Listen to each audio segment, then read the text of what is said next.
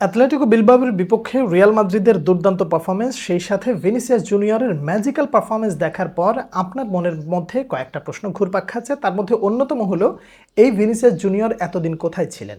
Vinicius junior কি সিজনের শুরু থেকে যদি এই ধরনের পারফরমেন্স আরেকটু বেটার দিতে পারতেন, কিংবা মাঝপথে এসে রিয়াল মাদ্রিদ যখন তাদের রাস্তাটা অন্যদিকে ঘুরে যাচ্ছে বা রিয়াল মাদ্রিদের পারফরমেন্স একটু ডাউন হয়ে যাচ্ছে, তখন কি রিয়াল মাদ্রিদের হয়ে ভিনিসিয়াস জুনিয়র এই ধরনের পারফরমেন্স দিতে পারতেন না? যদি পারতেন তাহলে তো রিয়াল মাদ্রিদের লিগ জয়ের জন্য অনেক বড় ভূমিকা রাখতে পারতেন। কিন্তু শেষ সময়ে ভিনিসিয়াস জুনিয়র এইভাবে পারফরমেন্স দেখানোটা আসলে রিয়াল মাদ্রিদের জন্য কি খুব বেশি কার্যকর, নাকি ভিনিসিয়াস জুনিয়র অসময়ে ফিরে আসছেন?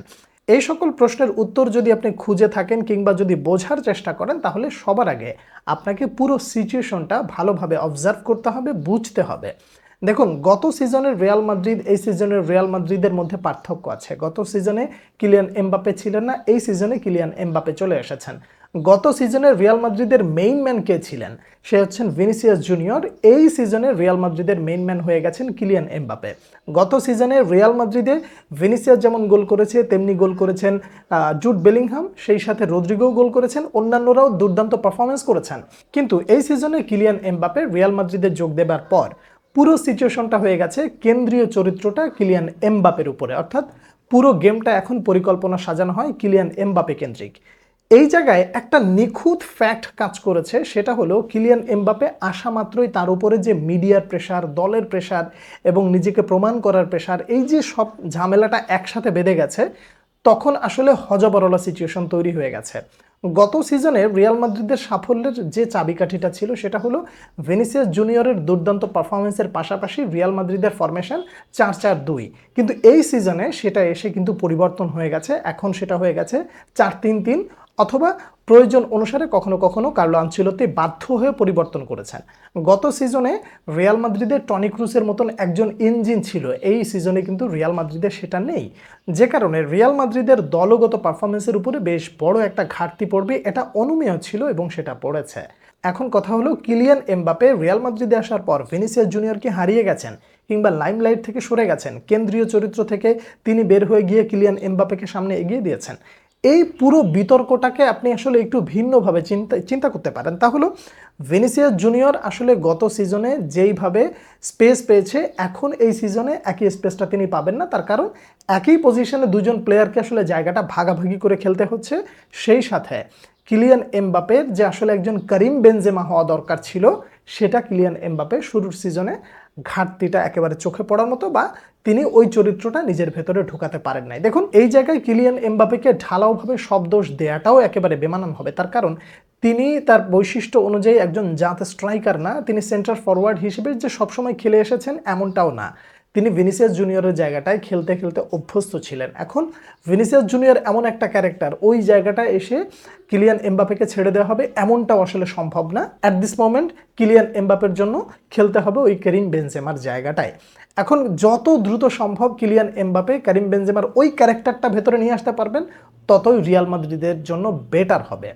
আর ভিনিসিয়াস জুনিয়রকে যদি আসলে আপনি খেলাইতে চান এই জায়গাটায়, তাহলে ভিনিসিয়াস জুনিয়রকে যে কেন্দ্র করে যেভাবে গত সিজনে প্ল্যান প্রোগ্রাম করা হয়েছিল, ঠিক একই কাণ্ডটা ঘটাতে হবে এই সিজনের বাকি যে খেলাগুলো আছে, কিংবা পরবর্তী সিজনে যেটা হবে, নতুন কোচ সেইভাবে চিন্তা করবেন। এখন কথা হলো, রিয়াল মাদ্রিদ তথা কার্লো আনচেলত্তি সিজনের বাকি ম্যাচগুলোতে 4-4-2 ফরমেশনে যদি যায়, তাহলে সেন্টার ফরওয়ার্ড হিসেবে অবশ্যই কিলিয়ান এমবাপে এবং ভিনিসিয়াস জুনিয়রকে রাখতে হবে। তাহলে আপনি এবার ঝামেলাটা কোন জায়গায় লাগে দেখেন, রদ্রিগোকে তাহলে তা বেঞ্চ করতে হচ্ছে, সেই সাথে ব্রাহিম দিয়াজকেও বেঞ্চ করতে হচ্ছে, একই সাথে আর্দা গুলারকেও আবার আপনাকে হোল্ড করে রাখতে হচ্ছে যখন সুযোগ হবে তখন। তো এই সিচুয়েশনটাকে আসলে সমাধান করার জন্য একটা সহজ পন্থা অবলম্বন করা যাইতে পারে, যদি কার্লো আনচেলত্তি করেন তাহলে সেটা হয়তোবা ফলপ্রসূ হইতে পারে। তাহলে কিলিয়ান এমবাপে এবং ভিনিসিয়াস জুনিয়রকে সেন্টার ফরওয়ার্ড জায়গায় রেখে রদ্রিগোকে রাইট ফরওয়ার্ড না রাইট মিড হিসেবে ব্যবহার করা, সেটা যদি উনি সফল হইতে পারেন তাহলে একটা সহজ সলিউশন হইতে পারে। আর যদি সেটা না পারেন, তাহলে সিজনের বাকি সময়ে অন্যান্য যে প্লেয়াররা আছে তাদেরকে স্যাক্রিফাইস করা ছাড়া কোনো উপায় এই মুহূর্তে তাদেরও যেমন নাই, তেমনিভাবে কার্লো আনচেলত্তির কাছেও এর চেয়ে ভালো সমাধান আর আছে বলে আমি ব্যক্তিগতভাবে মনে করি না। ভিনিসিয়াস জুনিয়রকে কেন্দ্র করে যদি গেম প্ল্যানটা সাজানো হয় তাহলে সে তার ক্যারেক্টারটা দেখাতে পারে হু আই অ্যাম। যেমনটা কার্লো আনচেলত্তি বললেন ম্যাচ শেষে যে ভিনিসিয়াস জুনিয়র আসলে কি ধরনের প্লেয়ার, আপনারা কি এখন বুঝতে পেরেছেন? এইটা হলো ভিনিসিয়াস জুনিয়র যে পার্থক্য গড়ে দিতে পারে। এখন সিজনের বাকি সময়টা কার্লো আনচেলত্তিকে আসলে এ ছাড়া কোনো উপায় নাই, 4-4-2 এই ফরমেশনে যাইতে হবে এবং ভিনিসিয়াস জুনিয়রকে কেন্দ্র করেই খেলাইতে হবে। কিলিয়ান এমবাপ্পেকে আসলে এই মুহূর্তে একজন কারিম বেনজেমা না হওয়া ছাড়া আর কোনো রাস্তা নাই। সহজ সমাধান এই একটাই, লিগ জিতবে কিনা অথবা সিজন শেষে রিয়াল মাদ্রিদের অর্জন কি থাকবে, এটা একেবারে সিজন শেষ না হওয়া পর্যন্ত আপনিও বলতে পারবেন না, আমিও বলতে পারবো না। কিন্তু এই মুহূর্তে রিয়াল মাদ্রিদের যদি ভালো খেলা কিংবা রিয়াল মাদ্রিদ যদি নিজেদের ছন্দটা ধরে রাখতে চায় তাহলে এই সমাধান ছাড়া আপাতত আর কোনো সমাধান আমার দৃষ্টিতে নাই। কার্লো আনচেলত্তি আমার চেয়ে ভালো বোঝেন, তিনি যেটা ভালো মনে করেন করবেন। আমি আমার জায়গা থেকে পুরো বিষয়টা তুলে ধরার চেষ্টা করেছি।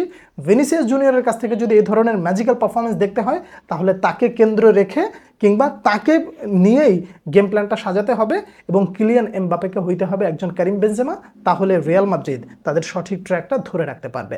আপনারা কে কি মনে করছেন জানাবেন পরবর্তী ভিডিওতে। আবার দেখা হচ্ছে, সে পর্যন্ত অনেক অনেক ভালো থাকবেন। আল্লাহ হাফেজ।